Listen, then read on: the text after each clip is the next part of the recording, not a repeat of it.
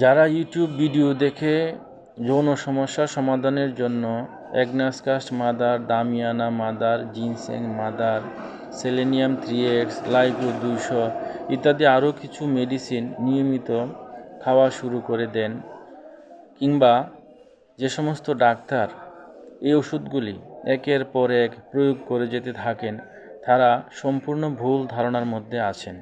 এই সমস্যাটি সমাধানের জন্য অবশ্যই ধাতুগত ওষুধ সিলেকশন করতে হবে।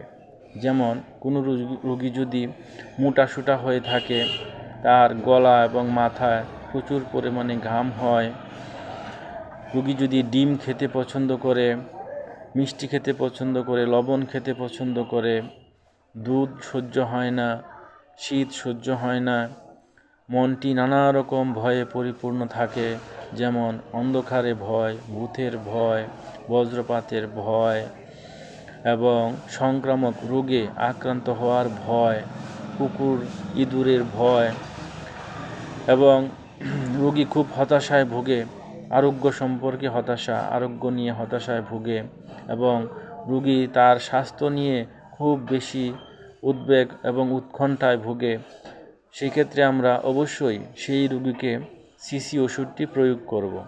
তেমনিভাবে লাইকোপোডিয়াম, সালফার, গ্রাফাইটিস, মার্কসল, নেট্রামিউর ইত্যাদি ওষুধ, আরও অনেক মেডিসিন আছে যেগুলো দ্বারা এই সমস্যাটির সমাধান হতে পারে, কিন্তু প্রত্যেকেরই লক্ষণ সম্পূর্ণ ভিন্ন।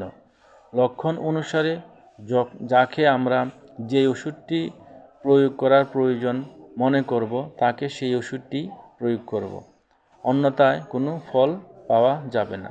তাছাড়া কত পটেন্সির ওষুধ গ্রহণ করবে, কতদিন অন্তর অন্তর ওষুধ গ্রহণ করবে, কখন ওষুধ গ্রহণ করবে ইত্যাদি আরও অনেক বিষয় আছে, যেগুলো জন্য একজন অবশ্যই হোমিওপ্যাথিক ডাক্তার, অভিজ্ঞ হোমিওপ্যাথিক ডাক্তারের শরণাপন্ন হয়ে ওষুধ গ্রহণ করবেন। ধন্যবাদ।